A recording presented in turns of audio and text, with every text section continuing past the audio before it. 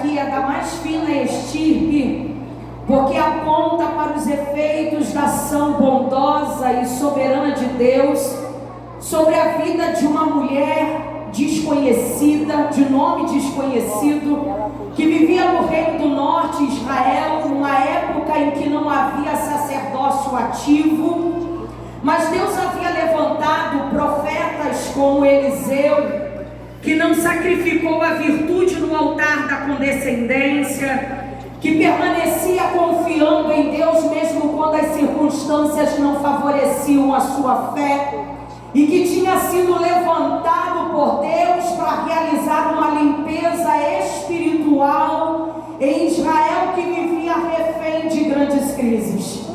No cenário profético do Reino do Norte, Eliseu viajava e ensinava alguns jovens na lei antiga, e que existia como força em favor da retidão em meio à nação apóstata. Então Eliseu era responsável pelo que os jovens vocacionados aprendiam e colocavam em prática, porque Eliseu ele era o reitor da escola dos profetas, ou do seminário teológico daquela época, em que os alunos eram chamados de discípulos de profeta. Mas o texto revela que um desses discípulos de profeta morreu e deixou a sua mulher e os seus 2 filhos sem meios de sustento. Essa mulher anônima que tem a sua vida marcada por uma perda devastadora. E a gente sabe que qualquer ruptura no relacionamento deixa marcas, deixa dor. Uma mulher que perdeu seu marido, perdeu o meio de sustento e agora se vê diante da possibilidade de perder também os seus 2 filhos. Porque ela tinha dívidas acumuladas, ela não tinha como pagar. Ela estava vivendo uma situação de grande penúria e miséria. Porque a lei mosaica permitia, como uma forma de proteção do credor, que ele pudesse tomar os filhos do devedor para que trabalhassem até que a dívida fosse quitada. Só que infelizmente esse dispositivo legal estava sujeito às intransigências, aos abusos constantes. Então pensa comigo, o cenário era assustador para alguém que tinha perdido seu marido, que ainda estava vivendo um processo de luto, presa ao seu ciclo de dor, sofrendo perdas emocional e material. O marido deixou dívida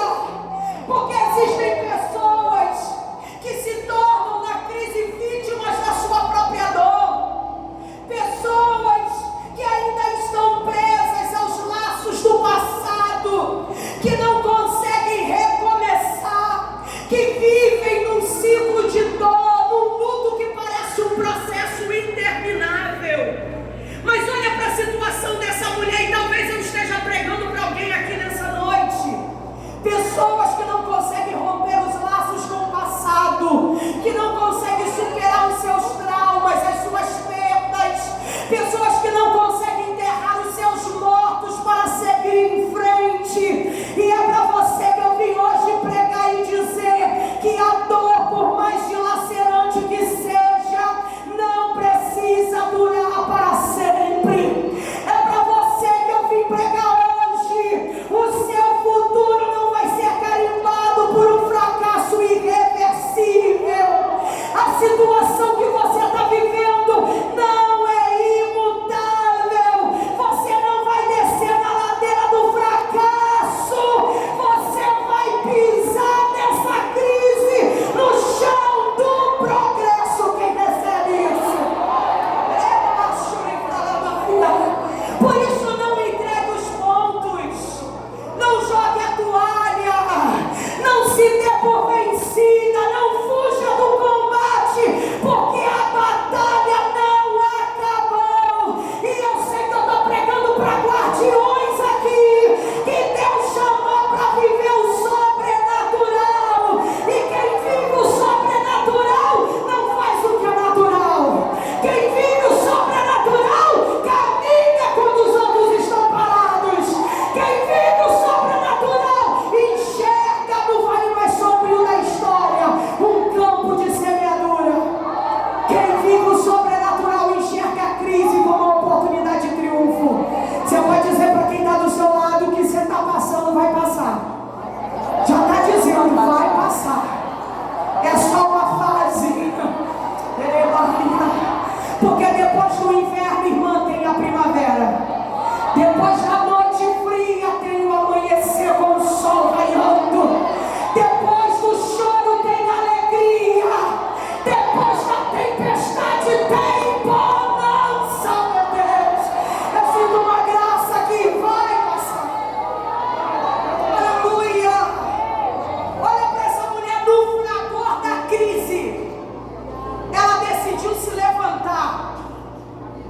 E ela se levanta, ela não vai para o rei. Escuta isso. Ela se levanta, mas ela não vai para o rei.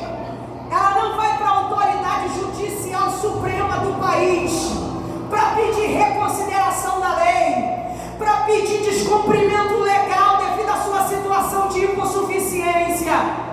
No fragor da crise, essa mulher decide ir ao profeta, porque ela é alguém que compreende que quando as soluções da terra entram em colapso, o céu sinaliza a direção a seguir.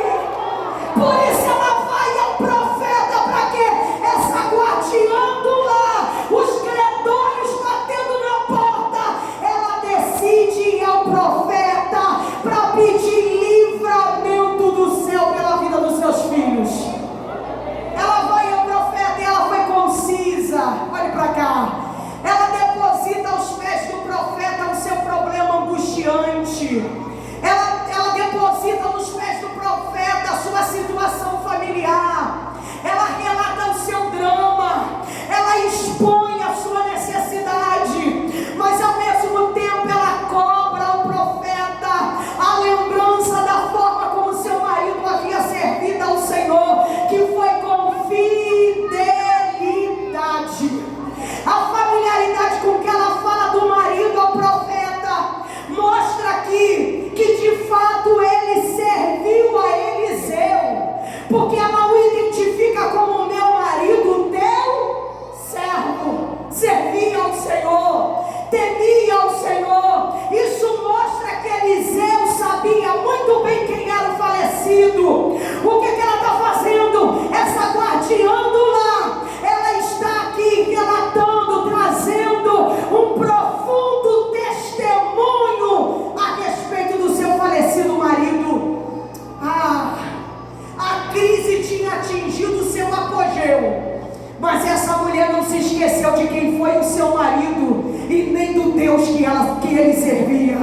Eu vou repetir.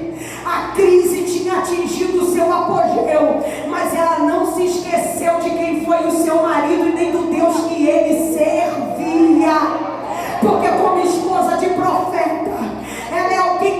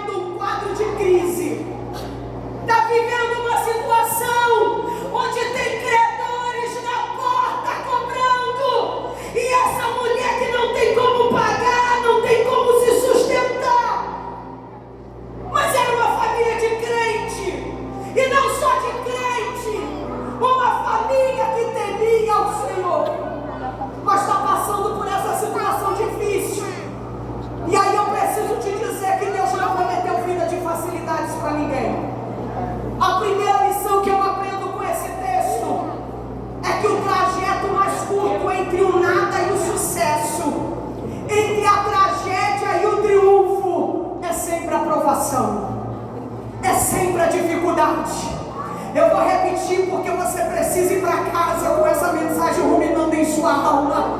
A primeira lição que eu aprendo aqui: o trajeto mais curto entre o nada e o sucesso, entre a tragédia e o triunfo, é a provação. Entenda que provação na vida do cristão é sempre pedagógica, porque é um aprendizado capaz de mudar a sua vida. Sempre advém das experiências cotidianas marcadas por dor. As maiores lições nós não aprendemos em dias de festa. As maiores lições nós aprendemos sim nos dias de dor. É na escola do sofrimento. Aleluia! Eu preciso dizer para alguém aqui: essa situação que parece que está suplantando a tua esperança, mas é nessa circunstância que você está sendo forjado para ter as melhores experiências com Deus. Essa circunstância, quem sabe não é o divisor de águas, quem sabe não é o tempo oportuno, a janela aberta do céu para a revelação do extraordinário. Porque quando Deus não muda o cenário da tua vida, Deus pode usar esse cenário para transformar você. Você está entendendo que o cristão não tem que temer as lutas? Ei, você não tem que temer a tempestade. Eu costumo dizer isso. Tem crente que teme mais a tempestade do que a calmaria. Você já viu gente assim? Mas eu preciso te dizer que o cristão não tem que temer mais a tempestade, mais a calmaria. Ou melhor, mais a tempestade. O cristão tem que temer é a calmaria. Por que, Senhor? Porque a calmaria te estaciona. A calmaria te paralisa. A calmaria te acomoda. Mas o que a tempestade faz na vida de crente? Te agita, te balança. A tempestade te empurra para o lugar do propósito. A tempestade acelera a chegada do teu navio no porto desejado. Quem está entendendo isso aqui? Eu sei que eu estou pregando para gente aqui que a vida inteira se queixa para Deus. Por que para mim é tão difícil? Quem já não disse isso? Fala a verdade. Eu sei que eu estou pregando para gente que já se questionou várias vezes com Deus. Por que para mim é tão difícil? Eu preciso te dizer que Deus não vai facilitar as coisas para você. Deus não mima ninguém. Deus não alimenta a nossa autocompaixão. Deus nos torna ativos na construção da nossa própria história. E se você que vive se questionando por que para mim é tão difícil, escuta isso. Aprenda uma vida mais marcada por dureza do que por facilidades. Não se engane, é uma vida marcada pelas bênçãos de Deus. Vou repetir porque eu acho que você não ouviu. Uma vida mais marcada por dureza do que por facilidades. É uma vida marcada pelas bênçãos dos céus. A partir de hoje você vai agradecer porque que as coisas são tão difíceis. Aleluia. Eu sinto Deus aqui. Essa mulher com uma família temente ao Senhor está vivendo uma situação de provação, uma situação de crise no seu lar.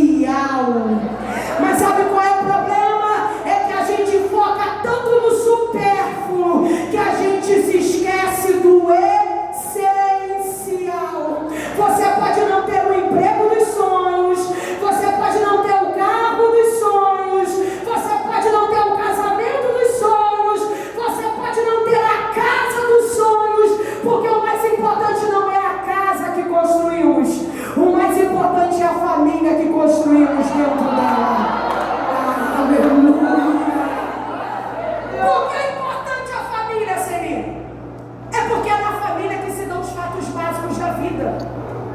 O nascimento, o desenvolvimento e a morte. É nela que se constituem as formas de relações sociais. É nela onde nós aprendemos os primeiros valores essenciais para a vida. É na família onde nós celebramos as nossas maiores vitórias e conquistas. Mas também é nela onde nós vivenciamos as nossas dores mais amargas. Mas escute, a família é uma instituição divina. A família nasce no coração de Deus. Por isso que a família nunca vai falir, nunca vai sair de moda, porque a história da família começa em Deus, e Deus, o seu Criador, a fez para prosperar. Deus não só criou a família, mas Deus teve o cuidado de estabelecer regras para que essa instituição pudesse se manter e existir. Porque quando a família não vai bem, a igreja não vai bem, a sociedade também não vai bem. Gente, quantos casamentos marcados por perdas de todos os tipos. Quantas famílias destruídas em rota de destruição. Quantos casamentos que mais parecem um deserto repleto de cactos venenosos de amargura. Quantos lares em pé de guerra sob conflito interpessoal, onde tem rivalidade, antagonismo, competição. Lares onde não tem mais harmonia, pessoas sentadas à mesa que não se olham mais nos olhos. Lares onde não tem mais relacionamentos saudáveis, porque não tem diálogo. E sabe qual é o problema? O problema é que no início de tudo tem diálogo. No namoro, o outro falava, e de cá ouvia. Aí lembra que veio o noivado, a compra dos noivos, a organização do casamento, aí era você que falava. O outro que ouvia. Mas quando veio o casamento, os dois é que falam. E quem escuta é a vizinhança. E o pior é que na zona do conflito não dá nem para saber quem sai ganhando, porque ambos saem perdendo. É por isso que a gente precisa deixar que a graça transformadora de Deus tome conta dos relacionamentos. Para que serem? Para estabelecer harmonia, criar um ambiente para o desenvolvimento do todo o potencial dos membros familiares. Eu sei, irmãos, que não existe família perfeita, mas existe um Deus perfeito que nos conduz a um ambiente familiar de relacionamentos saudáveis. Hoje eu vim dizer para você e te desafiar hoje: para de ficar procurando o que não tem na sua casa. Valoriza o que você tem. Está na hora de fazer uma inspeção lá, mas não procura o que falta. Procure o que você tem e valorize o que você tem. Porque tem gente que não usa aquilo que tem e vive se preocupando com o que não tem. É ou não é? Aleluia. Aí por isso o profeta pergunta para a viúva: o que eu vou fazer por você? Isso que é interessante, porque para mim, em outras palavras, é como se ele estivesse dizendo para ela: vem cá, você procura receber de mim o que você já tem. Você que não percebeu ainda. Porque muitas vezes o medo, o desespero distorce a nossa percepção da realidade. Muitas vezes limita a nossa visão do milagre que já está lá. Ela está buscando fora o que ela já tinha dentro. Oh, meu Deus! Ela busca fora o que ela já tinha. Declara-me o que tu tens em casa. Mas olha a resposta da viúva: a tua serva não tem nada, senão uma botija de azeite. Sabe o que ela está declarando para o profeta? Que o que ela tem, ela está dizendo o seguinte: olha, o que eu tenho não é só insuficiente. O que eu tenho é mais que insuficiente, é praticamente nada. O que ela não considerou na fala é que o nada é matéria-prima para o nosso Deus. O que ela não considerou é que Deus é especialista em coisas perdidas, pequenas, insuficientes. Deus é especialista em transformar o caos em cosmos. O teu vale em mananciais. Deus é especialista em casos de UTI espiritual. O que para o homem é impossibilidade é só oportunidade para o nosso Deus agir. Ela está dizendo: a tua diga segunda. A segunda lição que eu aprendo aqui nesse texto é que Deus sempre intervém no pouco que temos para acrescentar o que não temos. Vou repetir porque é pedagógico. Deus sempre intervém no pouco que temos para acrescentar o que não temos. Aleluia. Repare que Deus nunca começa com coisas grandiosas. Já reparou? Deus não começa com coisas grandiosas, mas Deus começa com coisas pequenas que se movimentam na direção das maiores. Vou repetir. Deus começa com coisas pequenas que se movimentam na direção das maiores. Deus não precisa de coisas grandes e inusitadas para realizar proezas. Para alimentar uma multidão bastava 5 pães e 2 peixinhos. Para abrir o mar vermelho bastava a vara ou cajado na mão de Moisés. Para derrotar os midianitas bastava 300 homens fortes, corajosos, habilidosos. Para derrotar um gigante, Deus não precisou da armadura de Saul, mas foi da pedrinha de Davi. Para alimentar a viúva, filho da viúva e profeta, bastava um pouco de farinha numa panela e um pouco de azeite numa botija. E você está achando que é pouco, pequeno? Deus nunca começa com coisas grandiosas. E sabe o que é lindo? Porque até a natureza nos ensina. Veja que uma grande árvore, escuta isso, uma grande árvore está potencialmente dentro de uma pequena semente. É ou não é? Você está vendo uma pequena semente, mas na realidade você vê uma pequena semente, não, você está vendo uma grande árvore ali. Porque hoje é pequena semente, mas amanhã será uma grande árvore, vai te dar sombra lá na frente. Quem crê nisso? Então não despreze o pequeno, não despreze as coisas ínfimas. O que você acha que é pouco, insuficiente, é só matéria-prima essencial para Deus usar ao teu favor e te projetar em caminhos de vitória. Ah, meu Deus, existem milagres disfarçados no pouco que você possui. Eu vou repetir de novo. Existem milagres que estão disfarçados no pouco que você tem. Aleluia. Eu me lembro de um momento no meu ministério. Nós éramos recém-casados e nós estávamos vivendo uma crise financeira. E eu me lembro de um dia que a gente tinha uma dívida de cartão muito alta e nós não tínhamos recurso financeiro suficiente para quitar aquela dívida. E sabe naquele dia que você acorda e você precisa pagar? Eu não tinha uma agenda de mensagem naquele dia, de pregação. Só que de repente o meu telefone cedo tocou. E quando eu recebi a ligação, era um pastor que eu não lembrava, não conhecia, mas segundo ele no contato ele me conhecia.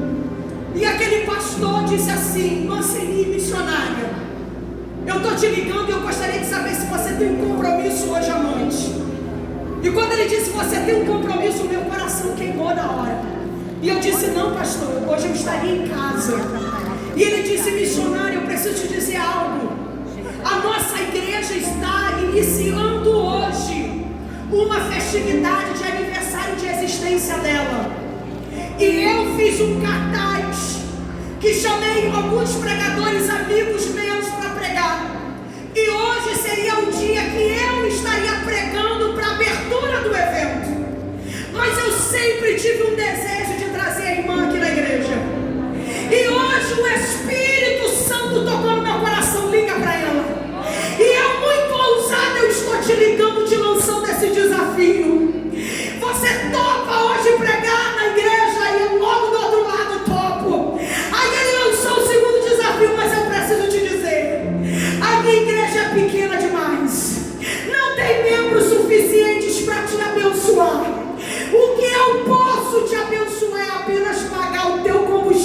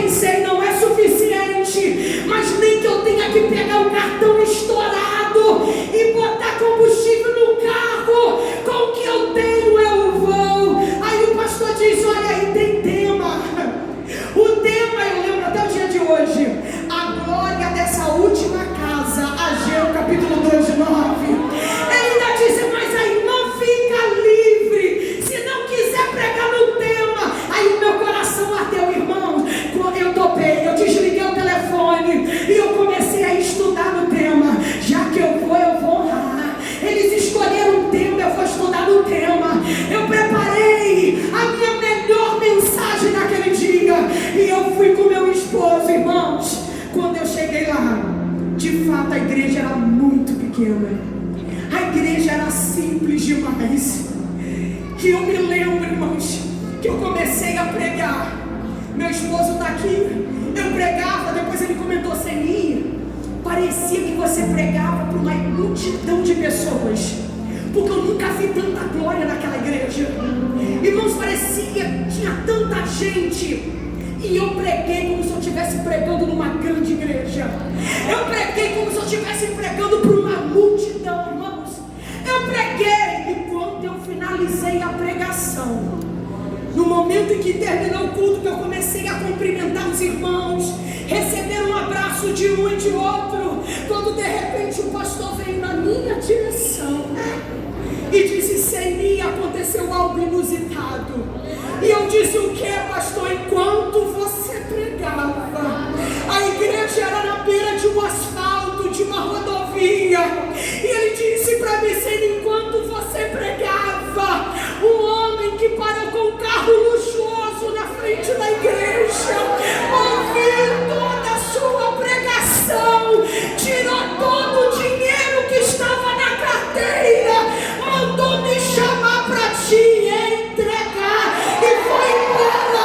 Eu recebi a melhor oferta que eu já tinha recebido na minha vida, porque existem milagres disfarçados no pouco.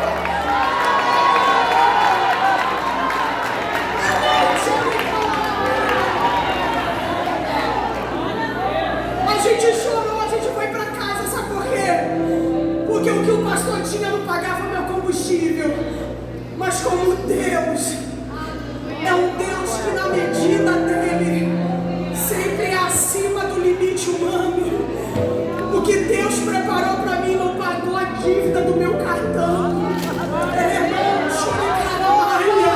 Eu preciso dizer para alguém aqui: tem bênçãos disfarçadas no cenário do pouco. Parece uma pequena oportunidade, mas está disfarçada. É pequena para revelar o muito, porque Deus nunca começa com coisas grandiosas. São coisas pequenas que se movimentam, oh meu Deus, na direção das maiores.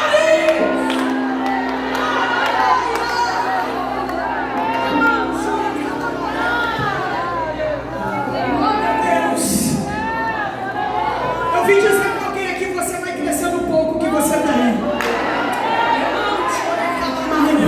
O céu me autoriza a liberar nesse altar. Você vai crescer no pouco que você tem. E não tenha medo de crescer de repente. Deus vai te dar maturidade para lidar com o sucesso.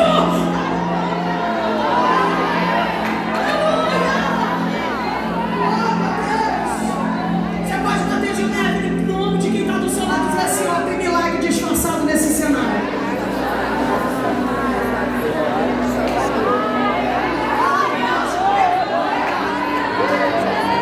Deus vai usar um pouco para acrescentar o que você não tem. Você crê nisso? Eu estou sentindo a presença de Deus aqui. Aleluia. Aleluia. Você tem uma guardiã do lar que está vivendo o drama do empobrecimento. Essa mulher vive o drama do empobrecimento e vive o drama da ameaça dos credores. Os credores estão batendo na porta, cobrando dívida. Se não pagar, vão levar os filhos como escravos. Uma mulher que não tem recurso nem para pagar a dívida e nem para se manter nem manter os seus filhos. Mas ela vai ao profeta, ela vai ao homem de Deus. E sabe o que é interessante? Que ela vai ao profeta, mas o profeta não faz nada extraordinário. O profeta só lhe dá uma simples instrução. Diga: simples instrução. Mas sabe qual é a terceira lição que eu aprendo aqui? Que instruções simples na boca de quem está alinhado com o céu gera novidades. Eu vou repetir para você dar um glória com força. Instruções orações simples na boca de quem está alinhado com o céu gera novidades. Ela vai ao profeta e qual é a instrução que ele dá? É simples demais. O que você tem em casa, Deus vai usar o que você tem ao teu favor. Aí ele diz: o que é que você vai fazer? Peça vasos emprestados vazios. Peça muitos e não poucos. O quanto você conseguir pegar, peça para os seus vizinhos emprestados. Aí é que é lindo. Ele está dizendo: peça emprestado vasos vazios. Porque a quantidade de vasos vazios representa a dimensão das áreas vazias da sua vida que você acredita que Deus pode preencher. Eu vou repetir. A quantidade de vasilhas vazias representa a dimensão das áreas vazias da sua vida que você crê que Deus pode preencher. Não vai ter uma área da sua vida que não vai ser preenchida pelo céu. É área financeira, emocional, familiar, oh meu Deus. Deus vai preencher, se você crê nisso. Oh, aleluia. Olha o que o profeta está dizendo: peça emprestado. Ele está dizendo: não hesite em pedir ajuda. Porque muitas vezes a gente enclausurado no nosso orgulho. Mas o profeta está dizendo: ó, peça emprestado, peça para os vizinhos. E não peça pouco, não, peça muitas vasilhas. E o Espírito Santo hoje fala com alguém aqui. Deus vai te dar conexões. Deus vai colocar pessoas no teu caminho como vizinhos, prontos para te emprestar vasilhas, para te emprestar joelhos pela madrugada, para clamar, para te emprestar um ouvido, a escuta compassiva, o ombro amigo. Você não vai ficar sozinho nessa guerra, porque Deus vai colocar pessoas que têm tudo que você precisa para prosseguir. Deus vai colocar pessoas no teu caminho para te colocar na rota do propósito. Vai ter vasilhas que vizinhos vão te emprestar, Deus. Aleluia! E Deus vai usar o que você tem. Deus vai usar o que você tem. Porque o que você tem vai gerar novidades. E eu vim aqui dizer para alguém: o que Deus vai fazer vai ser tão grande que vai ser espantoso. Quem crê nisso? Aleluia. Você vai crescer tão de repente. Oh, eu vou repetir de novo essa palavra profética. Você vai crescer tão de repente.